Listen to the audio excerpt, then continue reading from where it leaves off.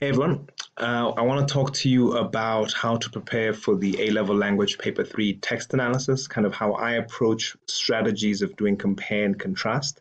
So in this video, I will go over the framework for how to dissect the different passages that you have, how to organize your essay, how to structure your response by looking at a couple of past papers, right? So I showed my students this in class, this diagram, so it is on your canvas, but these are the different ways you can organize text, the different ways you can find features of the text to compare and contrast, right? So you're always governed by genre, audience, and purpose. What are these texts? What are they doing? Who are they for?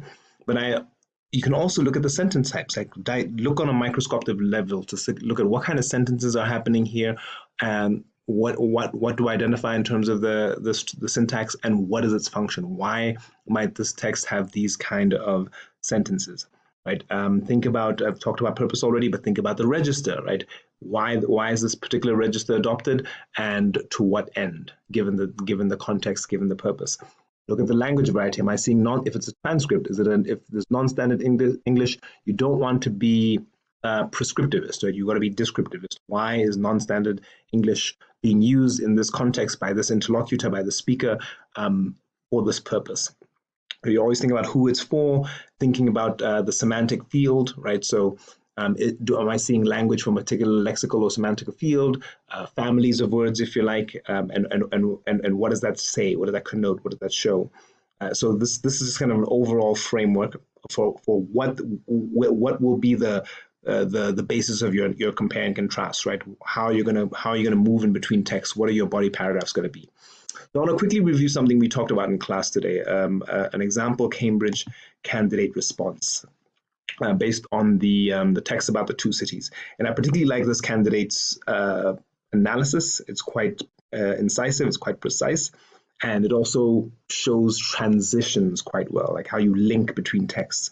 So have a moment to read this, but what I appreciate about it is that the text A continues its positive portrayal of cities through the use of lists, and you can see how they nicely integrate the evidence there and explain. Both these techniques convey the idea of variety and the large amount of positive attributes that should come in a city, right? The use of alliteration, as well as these verbs, convey the image of abundance, of energy, and therefore the vitality of the city. So what's effective there is you've got my point, you've got nicely, neatly integrated evidence, and then why this matters. So what's this doing in the text? The thing that's important in paper 3, you've got to link nicely with these compare and contrast words. So I love this transition. Why?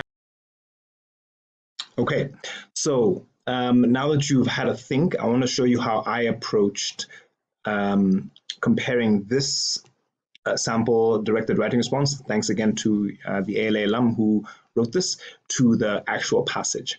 And the way you've got to, after you spent about 20 to 25 minutes working on part A, you've got about 40, maximum 45 minutes to write the compare and contrast. But it's really important that you set your plan, you make your plan pretty clear, rather, right? What are the features? Your aim is to look for 7 features of language and style that you're going to compare.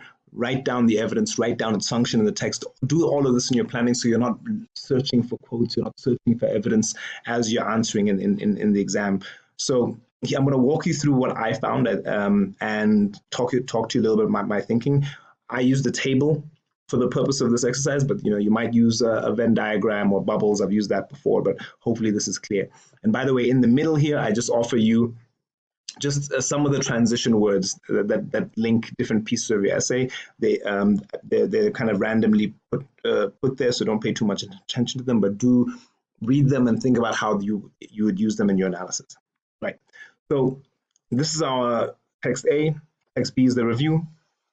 First thing I note is the audiences and the purposes. Right. Minding the gap. It's the blurb is written to sell and persuade. It's pretty clear, and the review is written, I think, by journalists for film goers to appraise and to critique. So right off the bat, we know that they're going to have different purposes. Their audiences might both be broad, general audiences, but they have definitely different purposes, right? And they're, one is written by the creators, so that's going to have a certain bent. The other is written by a journalist, so it's going to have a certain sort of critical lens.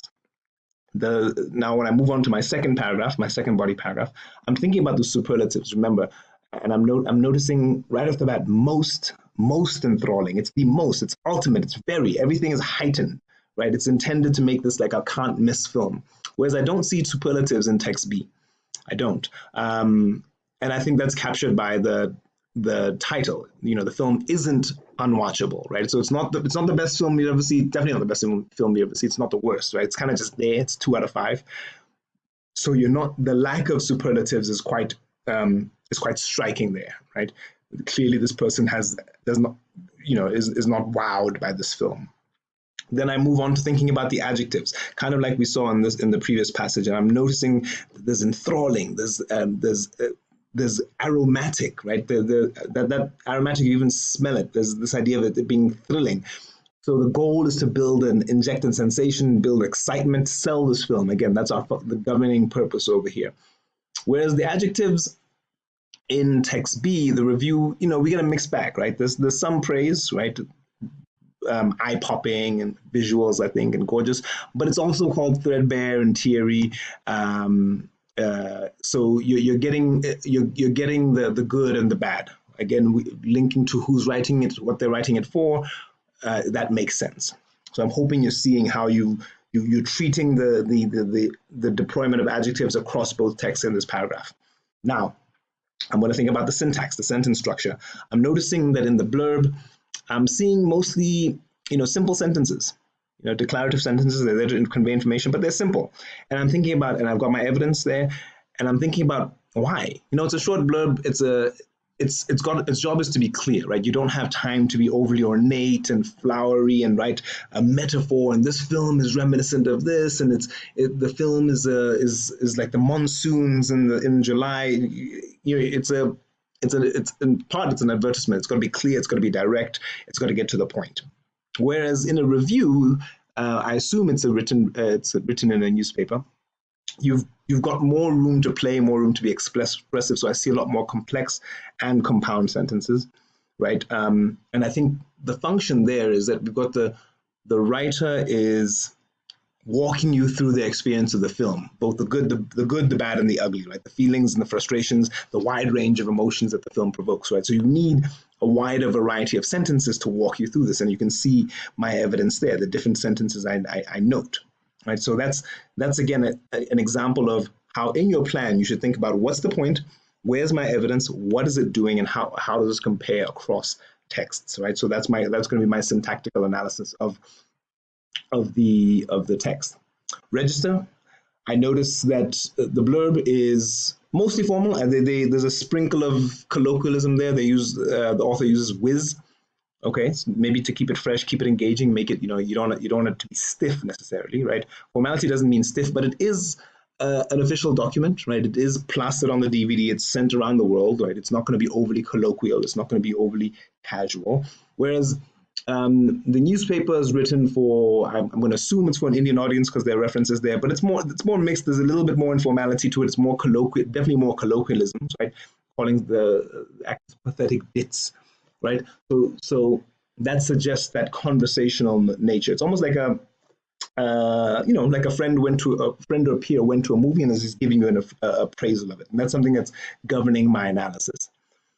I do notice that something that the two texts have in common, and I'm now moving on to the next one, is that they both try to engage the audience. They're trying to make this an engaging read.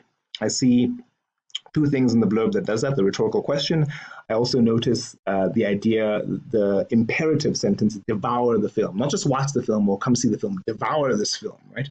So there the author is talking to you, engaging you, talking, and trying to get you to watch this film. So, that's a way in which they're trying to engage the audience. And I also see attempts at an engaging piece of good, very effective attempts, I think, at an engaging piece of writing in text B. Definitely, there's the humor and sarcasm. I remember some of you laughing as you were reading the review, especially some of the criticisms. But also the pronouns, right? The you and the your. I'm talking right to you. Hey, man, like I went to see this film and here's what I thought. And, if you like this, you won't like that, da, da, da, da, da. So, although, remember I told you not to pay too much attention to this, right? These are just generic transition words. I didn't intentionally put them in these boxes, but they're just there for your future reference. I've lost track of which point we're at now, and maybe 4 and 5, but you can see how the different body paragraphs are being built, right? Is there figurative language?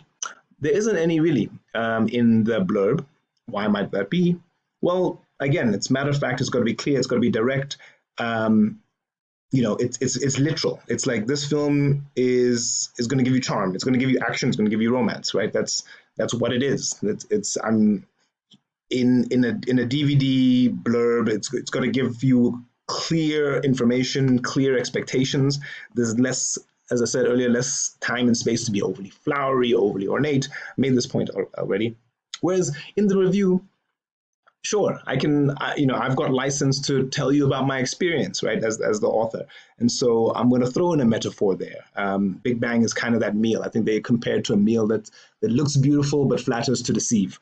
And then there's also an analogy in there. Again, given the type of text it is, given that it's a written review, given the audience, given the purpose, we have more of this flexibility. So those are my, I think, 7 points that will form the architecture of my essay.